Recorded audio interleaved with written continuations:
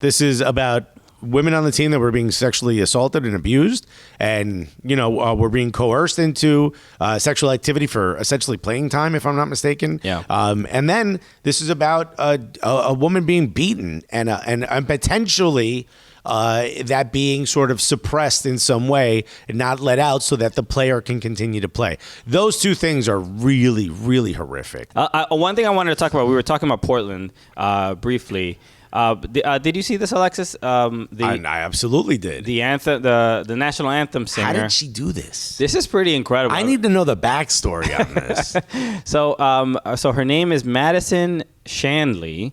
She sang the national anthem at Providence Park, but if you saw I don't even know if they aired it on the broadcast, but if you were the at photo the game, of her singing that we're about to or have already put on, this has gone kind of viral. Yeah. So she was wearing a shirt that said "You Knew," which if you watch any Timbers games and you see any games at Providence Park, you've seen in the Timbers Army people holding signs that said "You Knew," and referring to this shirt is also very popular. They're selling more and more of them. The fan base is really getting behind this message. Right. So the obviously they're wearing the shirt and putting this message up for to support the Portland Thorns. Who were, obviously Mana Shim and the whole story. Meg Linehan, the Athletic, broke that story. Right. So you all know about that, and then the issue with Andy Polo and his wife, and there was like domestic violence, and the way and the Timbers were fined, I believe $25,000 for kind of not reporting it promptly enough. And we've spoken about this before. I mean, look, Timbers and audio's been released. I mean, there's a lot of stuff that's going on here. That Timbers and Thorns fans are. I mean, they've had enough. I mean, it is getting to a point.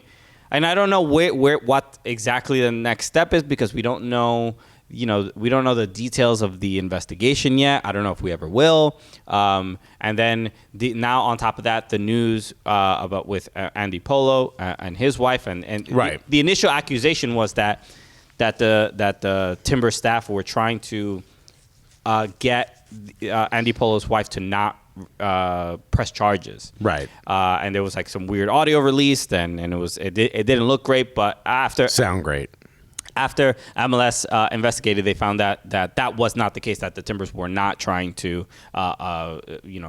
make her not press charges, which I believe she ended up pressing charges, if I'm not mistaken. But that also calls the question as to how early they knew and still let the player play, right, be a part of the team. So yeah, it's a it's a serious issue. It's an uncomfortable situation. And it's by far. It's a on Futbol Americas.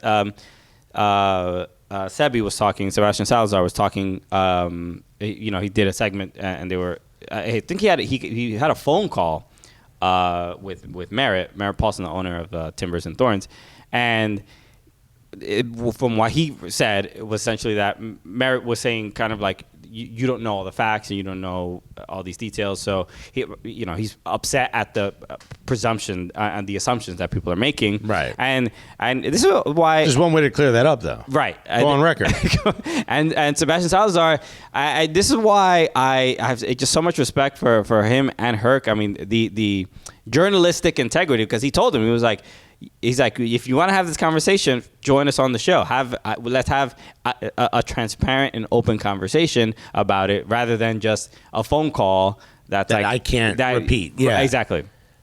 And look, I don't know exactly what happened with all the details, but look, realistically, the Timbers ownership and everybody, they're going to have to provide some answers for something, for these situations. And note to MLS, handling this behind closed doors, it's not going to be enough for this fan base. No, not at all. Not at all. It's spilling over when the woman who sings the national anthem is wearing a "You Knew" shirt. Yeah, it's spilling over, and you can lose control of what a lot of people are willing to say. I'm willing to say is quite possibly the best men's and women's fan base in all of MLS. Look, if you've never been to Providence Park for a game, Portland Timbers and Thorns fans are some of the most passionate we have in the country. By far. It is an experience. Just even the game is fun, but watching the fans and how loud they are, and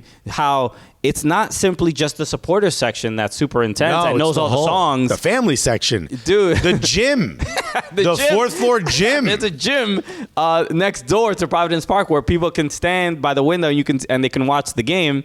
And they also are into it as well. Yeah. So we got to see them be upset while NYCFC won MLS Cup. So it's disappointing to for any team and any fan base to be like embroiled in all this, but it just feels even worse just because how I know Timbers and Thorns fans how much both of these clubs mean to them. The other right, and also just I do want to say that there's a lot of fans who are like, oh, this is just Super Bowl. No, it's not. This is about women on the team that were being sexually assaulted and abused, and were being coerced into sexual activity for essentially playing time, if I'm not mistaken. Yeah. And then this is about a woman being beaten and potentially that being sort of suppressed in some way and not let out so that the player can continue to play. Those two things are really, really horrific. Right. And this isn't about, they didn't do this for this,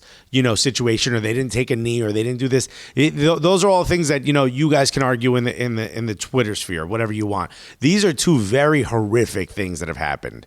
And more than anything, we should ask that the people who control the clubs, the people that are in charge of the clubs that we spend all of our time and money supporting, all that we ask them is to just, err on the side of being good people when these things happen.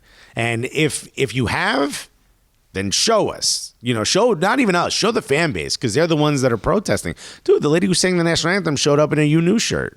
Yeah, there was an interesting... if we asked the singer to come on Cooligans and she came up with the Alexis and Chritian suck shirt, I think Chritian and I would have to sit down and go, we might need to fix something, dude. How'd she get it printed so fast? I mean, when you have merch that goes against us on our channel, maybe we should be asking questions. This is one of those things of like, maybe we should wait it out. And that's what I really hope is not happening. So it's interesting, too, because the singer, Madison Shanley, so from what I understood, is that she's been a Timbers and Thorns fan for years, right, for pretty much all her life, and that she's been singing the national anthem since she was like 12, 13 years old. So she is a veteran of this club and being a part of it. And shouts to all the Europeans who are like, wait, what? Been singing the national anthem?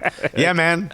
We're wild patriotic here, bro. Okay. It's America at 100% all day, every day. Bro, we don't stop being American out here, bro. Okay. I mean, and then when we go to our sports events, we need to be reminded. Yo, right before they play a game, we know, like, yo, wait a minute. What country are we in right now? America.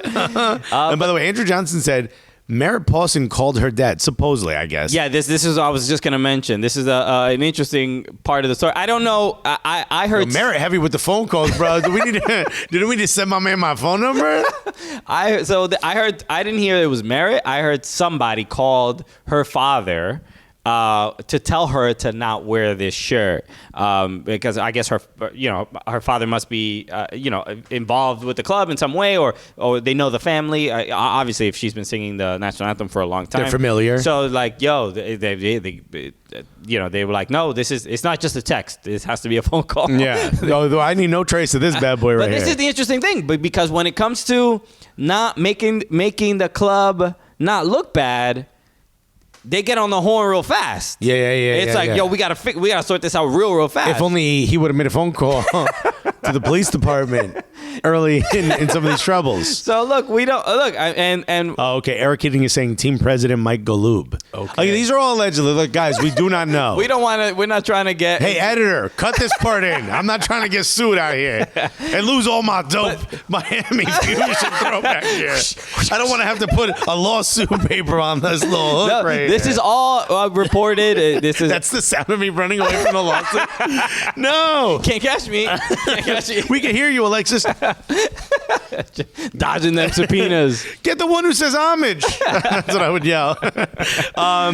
Yeah, this is pretty terrible. If you have to make a phone call to stop someone to do something while singing the national anthem that makes you look bad, you done fucked up. Yeah. Something's going on. But this is all, all this been reported. We saw the article in the Oregon Live. Look, it's overall, look, we've been to Portland several times. Love the fan base out there. And they show us so much love. Even at MLS Cup before the final, I was walking around the stadium and people were like, "Yo, Cooligans, Chritian." Yeah. Like, It's great. We get a lot of love. People show us so much love. So, So it's obviously disappointing to see this stuff, and I hope it gets to a point where we get some answers. There is some sort of resolution. I don't know if that means clearly, Merritt does not want to sell the team, but hopefully we get to some point where there is some explanation that